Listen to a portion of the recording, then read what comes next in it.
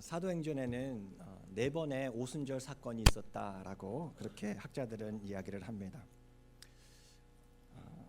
첫 번째는 언제 있었는가? 우리 한번 지도를 보시면서 잠깐 볼까요?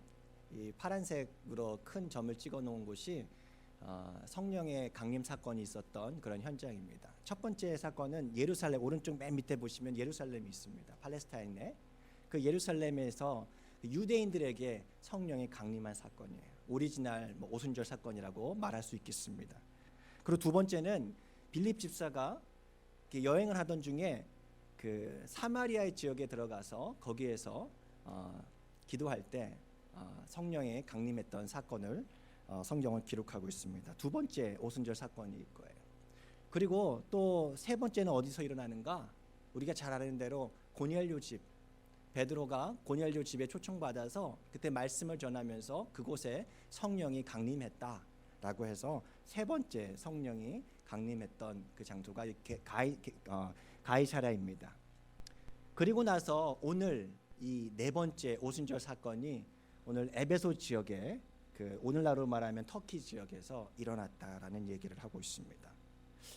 지도를 한번 보시면은요, 처음에는 예루살렘에서 출발했던 그 교회가 그 성령의 사건이 계속해서 점차 확장되는 것을, 확산되는 것을 보게 됩니다. 무슨 얘기냐면 정확히 예수님께서 사도행전 1장에서 말씀하셨던 그 말대로 실현이 되고 있었다라는 것을 보여주고 있다라는 거죠. 사도행전 1장 8절 말씀, 우리가 잘 아는 말씀이죠. 같이 한번 읽어보겠습니다. 시작. 오직 성령이 너희에게 임하시면 너희가 권능을 받고 예루살렘과 온 유대와 사마리아와 땅끝까지 이르러 내 증인이 되리라 하시니라. 아멘. 그래서 사도행전은요, 교회 행전이면서 또다시 무슨 행전이에요? 성령 행전이라고도 말을 하는 것입니다. 성령의 능력을 받은 사도들이 선포했을 때 그곳에 교회가 세워졌기 때문에 그렇습니다. 우리 교회가 올해 그 P-처치가 무슨 얘기인지 모르시면 안 돼요. 이제 proclaiming the gospel인데 좀 이상하긴 해요. 제가 봐도 proclaiming the gospel, 복음을 전하는 우리 교회가 되자. 말하자면은 proclaiming church, gospel proclaiming church를 줄여가지고 그냥 P-처치, 복음을 전하는 교회가 되자라고 이야기를 하고 있는데, 그런 점에서 오늘 말씀은요, 하나님께서 우리 교회에게 아주 시적절하게 주시는 말씀이 아닌가라는 생각을 하게 됩니다. 예수의 이름으로 세례를 받고 성령을 받아 살아가는 우리 한 사람을 통해서 우리의 가정이 변화가 되는 거예요. 그 가정 안에 교회가 세워지는 거예요. 우리 한 사람을 통해서 우리가 속한 학교에 교회가 세워지는 거예요. 직장에 교회가 세워지는 거예요. 우리 교회 대학교 캠퍼스 사역하시는 우리 집사님들과 우리 학생들이 실제 그런 모습을 보여주고 계시지 않습니까? 제가 처음에 왔을 때 제가 좀 만나서 듣기로 3분이 모임을 시작했다라고 제가 얘기를 들었어요. 그런데 1명, 2명씩 모이기 시작하면서 지금 펜스테이트나 디킨슨 칼리지 등의 학교 학생들이 한 주에 한 번씩 모여서 성경 공부도 하고 신앙생활을 할 수 있는 것, 그렇게 교회가 세워진 것 어떻게 가능할까요? 이들 안에 성령님께서 살아계시는 증거 아닙니까?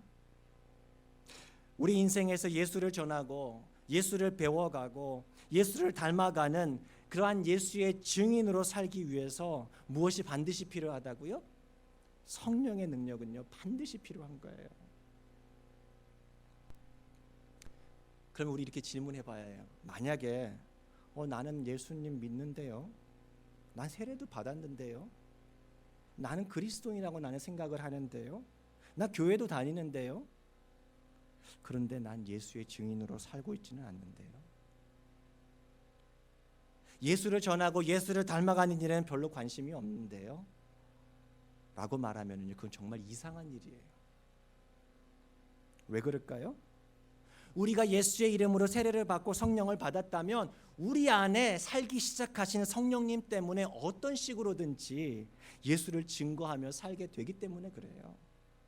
만약에 그렇지 않다면 우리 이것 좀 이상하다라고 생각해 볼 수 있어야 돼요. 아마도 그런 이상한 일이 에베소 지역에 있는 제자들에게 발생했던 것 같습니다.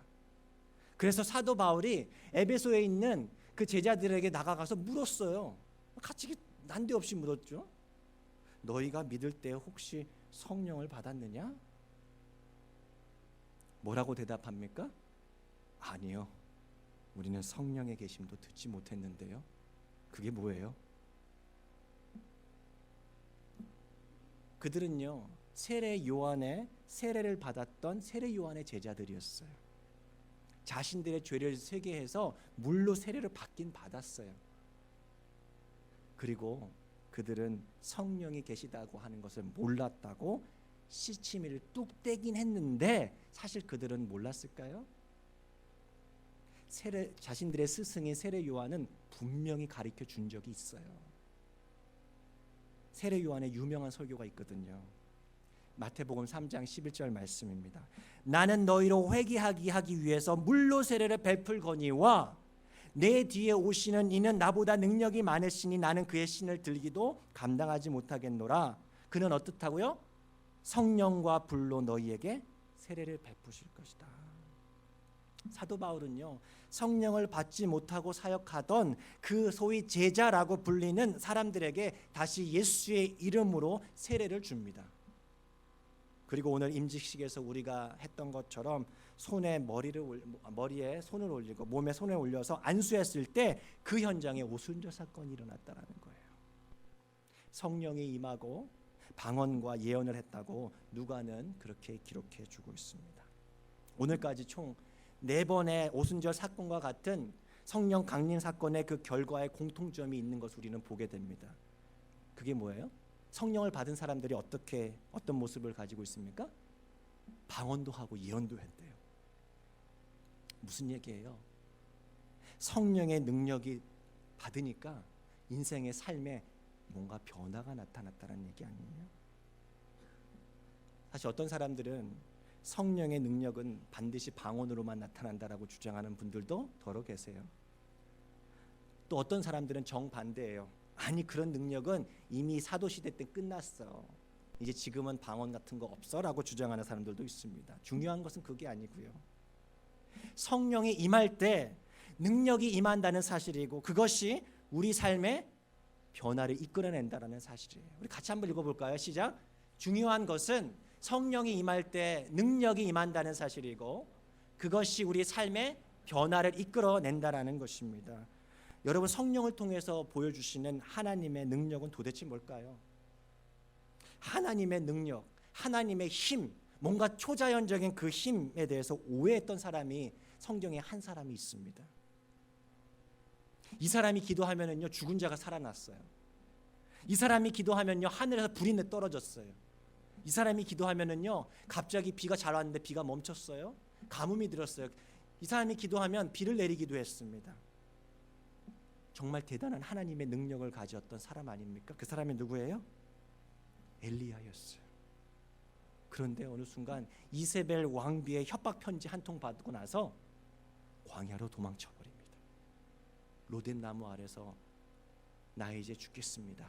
죽고 싶습니다. 라고 하던 그를 하나님께서 살려주시고 그가 다시 일어나 하나님의 산 호렙산에서 그 동굴에서 하나님을 만나게 돼요. 그 장면이 열왕기상 19장에 나타났는데요.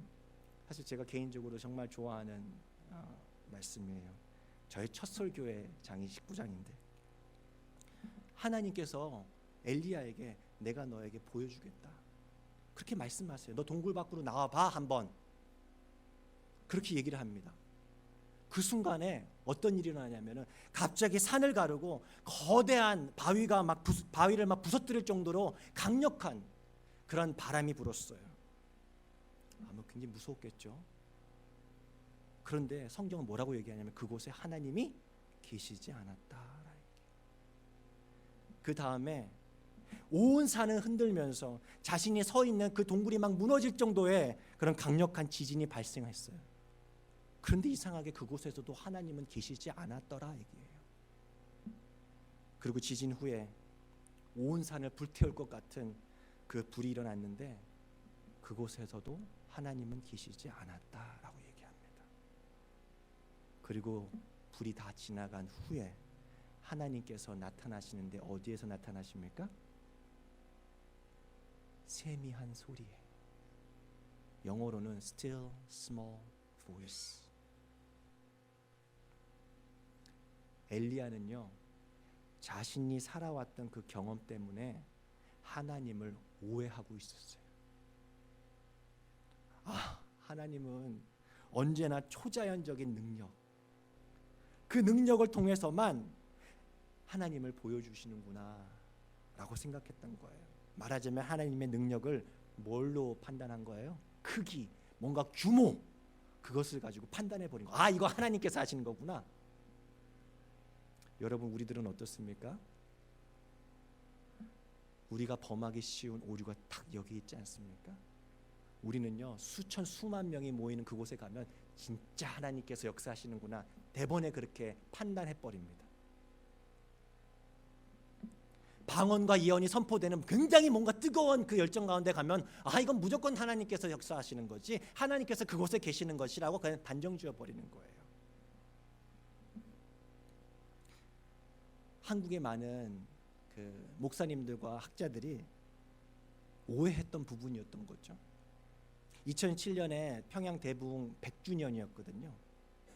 평양 장대원 교회에서 뜨겁게 역사했던 그 부흥의 역사를 우리 오늘날 2007년에 이 대한민국에서 다시 한번 경험해보고자 정말 수많은 집회를 기획했어요. 아마 이 중에서 가신 분들도 계시지 않을까 몰라요. 정말 귀한 모임이죠, 사실. 수천 수만 명의 크리스천들이 모여서 함께 찬양하고 기도해봐. 얼마 저는 이렇게 우리 정도만 해도 얼마나 은혜가 되는지 모르는데, 여기 한 수백 배의 모임이 같이 했다고 생각해 보세요. 그 규모 자체로만 해도 압도되지 않겠습니까? 이건 정말 하나님의 역사다라고 생각할 거예요. 그런데 많은 사람들이 뭐라고 얘기하는가? 그 다음에 우리는 어떻게 변화가 되었는가? 그런 질문을 합니다. 엘리야가 가졌던 하나님에 대한 오해 혹은 오류를 하나님께서 바로잡아 주시더라고요.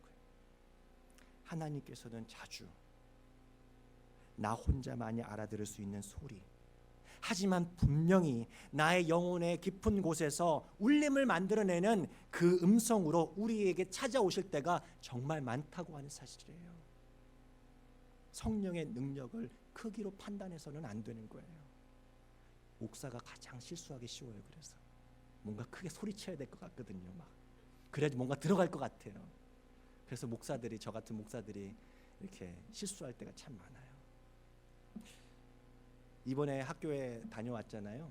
5일짜리 이렇게 인텐시브 수업을 듣고 왔는데, 마지막 시간에 항상 금요일 채플이 있습니다. 한 30분짜리 수업 채플인데, 근데 얼마나 은혜가 되는지 몰라요. 피아노밖에 없어요. 다른 악기는 없어요. 그리고 약 한 30명이 막 여기저기 흩어져서 앉아서 드리는 예배입니다. 함께 학생들이 떡을 떼고 찬양하면서 예배 드리는데, 공부가 힘들었는지 이 가사 하나가 왜 이렇게 막 와닿는지 몰라요. 그리고 잠깐의 그 기도와 그 짧은 그 흑인 목사님의 그 메시지, 그 마틴 루터 킹 주니어 데이 그 기념일 맞아서 흑인 목사님이 설교를 하셨는데, 거기서 또 깨달은 게 하나 있죠. 설교는 짧아야 하는구나. 그 짧게 준비한다고 했는데 조금 길어졌어요. 근데 그 예배 속에서 내 안에 주시는 하나님의 그 성령님의 그 능력 주심을 경험하게 됐더라고요.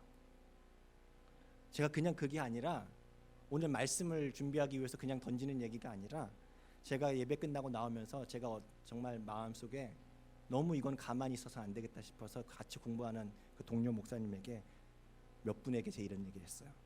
This is exactly what we need. 정말 예배가 필요하구나. 그러면서 기도하죠.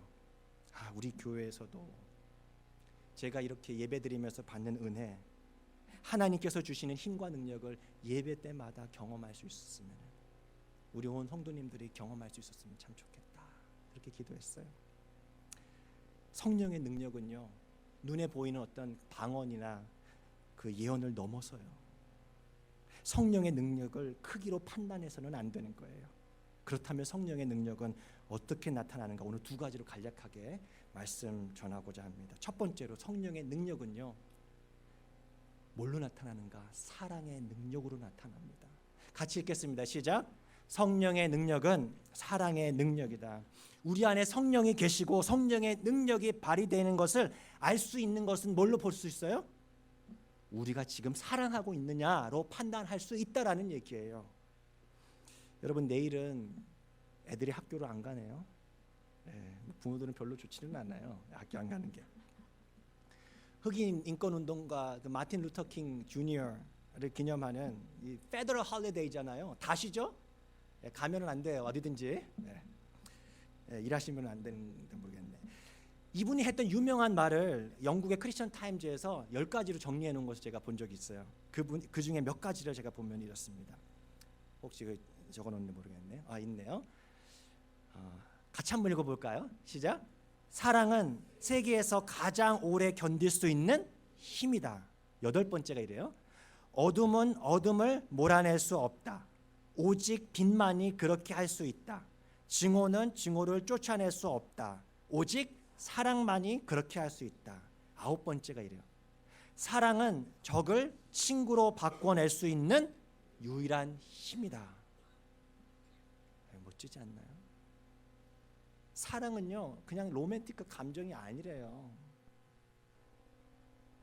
사랑은 뭐라고요? 힘이라는 거예요. 바울은 우리 안에 성령이 역사할 때 우리 안에 눈에 띄는 열매가 있다라고, 그렇죠? 이야기하지 않습니까? 성령의 9가지 열매가 있죠. 우리 한번 볼까요? 오직 성령의 열매는 사랑과 희락과 화평과 오래 참음과 자비와 양성과 충성과 온유와 절제니 이 같은 것을 금지할 법이 없느니라. 많은 성경학자들이 이렇게 얘기를 해요. 이 성령의 열매 가운데 가장 중요한 게 뭘까요? 사랑이라. 다른 그럼 열매의 그 모습은 뭔가? 다른 8가지 성령의 열매는 사랑이라고 하는 그것에 빛이 파생된 결과라네요. 프리즘이라고 있잖아요. 그 프리즘을 통과하면 빛이 이렇게 여러 가지 색깔로 빠짐없이 파란보로 나타나는 것처럼 마찬가지로 이것도 그렇다라는 거예요. 사랑이 8가지 모습으로 이렇게 파생된 색깔이다. 근데 참 이해가 되는 게 뭐냐면, 나를 정말 힘들게 한 사람, 내게 끔찍한 아픔과 상처를 준 사람을 미워하는 것은요, 전혀 이상한 게 아니에요. 자연스러운 마음 아닙니까? 노력하지 않아도 돼요. 이거는. 그래서 보통 인지상정이다라고. 사람이라면 누구나 그렇게 할 수 있다. 그런데 성령이 우리 안에 살아서 역사하실 때 어떤 일이 일어난다고요? 갑자기 원수를 사랑하라고 하는 그 말씀이 내 가슴을 자꾸 때려요. 그 예수님의 말씀을 기억나게 해주세요. 원수를 갚아주고 싶어하는 마음이 내 마음 한곁에 강하게 있는데, 또 마음 한곁에는 어떤 마음이 있는가? 그 원수를 사랑해야 한다라는 마음이 내 안에 강하게 든다라는 거예요. 그 힘을, 그 두 마음이 그 마음과 싸워서 이길 수 있는 힘을 공급해 주신다라는 거예요. 사랑의 능력, 그것은요 분명 성령의 능력임에 틀림없습니다. 우리가 할 수 없기 때문에 그래요. 두 번째로 성령의 능력은 뭔가? 성령의 능력은 자족할 수 있는 능력이더라고요. 같이 한번 읽겠습니다. 시작. 성령의 능력은 자족할 수 있는 능력이다. 사도 바울은요 자신에게 힘이 있대요. 무슨 능력이 있는가? 모든 것을 할 수 있는 능력을 자기는 받았대요. 우리가 잘 아는 빌립보서 4장 13절, 여러분 유심히 보셨는지 모르겠는데 우리 올해 달력 첫 번째 성경 말씀이 빌립보서 4장 13절이더라고요. 같이 한번 읽겠습니다. 시작. 내게 능력 주시는 자 안에서 내가 모든 것을 할 수 있느니라. 그런데 여러분, 이 능력은 구체적으로 무엇을 할 수 있는 능력이에요? 12절 말씀에 있죠. 같이 읽겠습니다. 시작. 나는 비천에 처할 줄도 알고 풍부에 처할 줄도 알아. 모든 일 곧 배부름과 배고픔과 풍부와 궁핍에도 처할 줄 아는 일체의 비결을 배웠노라. 자신은 자신의 그 인생에 배고픔과 가난이라고 하는 역경의 파도가 막 치고 있는데, 막 그래서 막 울렁울렁 거리는데, 내 자신을 막 흔들 수는 있는데, 하지만 자신은 어떻게 할 수 있다고요? 나는 기뻐할 수 있어. 나는 감사할 수 있어. 기뻐하기로 감사하기로 선택하겠다라고 하는 것이 바로 사도 바울이 얘기한 자족의 능력 아닙니까? 그 새벽 시간에 우리 새벽 기도 시간에 우리 어제 나눴던 시가 하나 있는데요. 1900년대 초에 미국의 시인인 엘라 윌콕스가 쓴 운명의 바람이라고 하는 시가 있습니다. 그 시에도 이런 메시지를 담고 있어요. 한번 들어보세요. 제가 읽어드리겠습니다. 한 척은 동쪽으로 또 한 척은 서쪽으로 항해합니다. 그런데 부는 바람은 똑같습니다. 우리에게 나아갈 방향을 알려주는 것은 큰 바람이 아니라 돛의 방향입니다. 두 사람이 있습니다. 비슷한 환경에서 비슷한 풍파를 맞으면서 살아왔는데 두 사람의 인생의 방향이 완전히 달라지는 것은 왜 그럴까요? 그것은요, 바로 돛의 방향 때문에 그렇다라는 거예요. 즉 환경에 대응하여서 자신이 어떠한 태도, 어떠한 마음을 취하느냐에 따라서 인생이란 배의 방향이 달라진다는 거죠. 그런데 오늘 마틴 루터 킹 목사님도 그와 비슷한 말을 했더라고요. 한번 들어보세요. 고통이 심해지면서 곧 나의 상황에 반응할 수 있는 두 가지 방법이 있음을 깨닫게 됐다.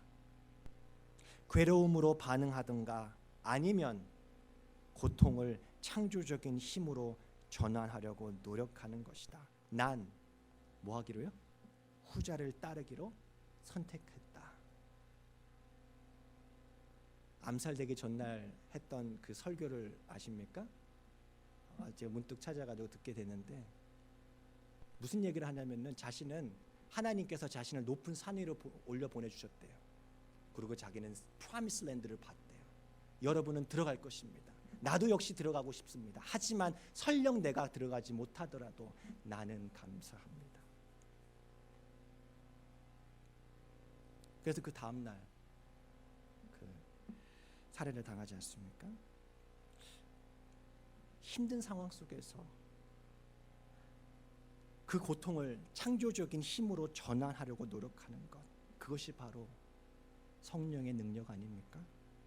나를 쓰러뜨릴 것 같은 고난과 시련과 고통이 몰려올 때에, 인생의 큰 파도가 몰려올 때에 그 파도에 휩쓸려 다니면서 괴로움으로 반응하지 않고 그 고통을 창조적인 힘으로 전환시키는 능력, 이것은 사람의 능력이 아니라 성령님께서 주시는 능력, 하나님께서 주시는 능력, 자족하는 능력이다. 모든 것을 할 수 있는 능력이다라고 말하는 건 아닙니까? 오늘 아침에 예배드리는 우리들에게도 이러한 능력이 회복되어서 교회 밖으로 나갈 수 있었으면 정말로 좋겠습니다. 오늘 사도 바울은 우리를 향해서 물어볼 거예요. 너희들은 성령을 받았느냐? 여러분 어떻게 대답하시겠어요?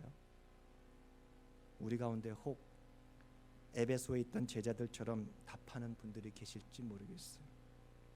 저는 성령에 대해서 잘 모르는데요. 듣지도 못했고 알지도 못하고 경험도 못하는데요.